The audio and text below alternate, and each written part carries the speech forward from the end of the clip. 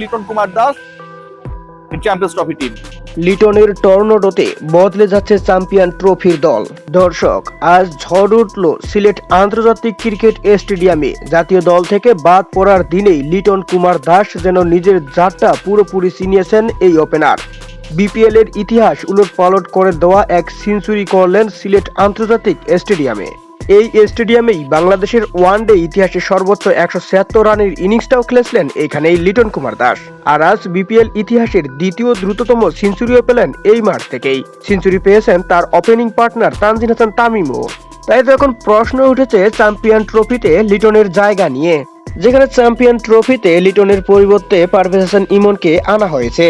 যেখানে আন্তর্জাতিক ক্রিকেটে পারভেজ হাসান ইমনের না আছে কোনো অভিজ্ঞতা, সেখানে অভিজ্ঞতা ও উইকেট কিপিং এর মতো দক্ষতা দিয়ে এগিয়েই থাকছে লিটন কুমার দাস।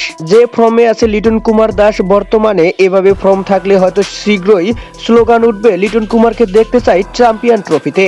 বিসিবি চাইলেই তাদের স্কোয়াড যে কোনো মুহূর্তে পরিবর্তন করতে পারেন বলে জানান সাংবাদিক রিয়াসাদ হোসেন। তাই তো বলা যাচ্ছে এমন ফর্ম থাকলে শীঘ্রই চ্যাম্পিয়ন ট্রফিতে দেখা যাবে লিটন কুমার দাসকে। এ বিষয়ে আপনাদের মন্তব্য কি? লিটন কুমারের রিপ্লেস হিসাবে পারভেজ হাসান ইমন কতটা যুক্তিযুক্ত বলে আপনি মনে করেন তা অবশ্যই জানিয়ে দিবেন আমাদের ভিডিওর কমেন্ট বক্সে।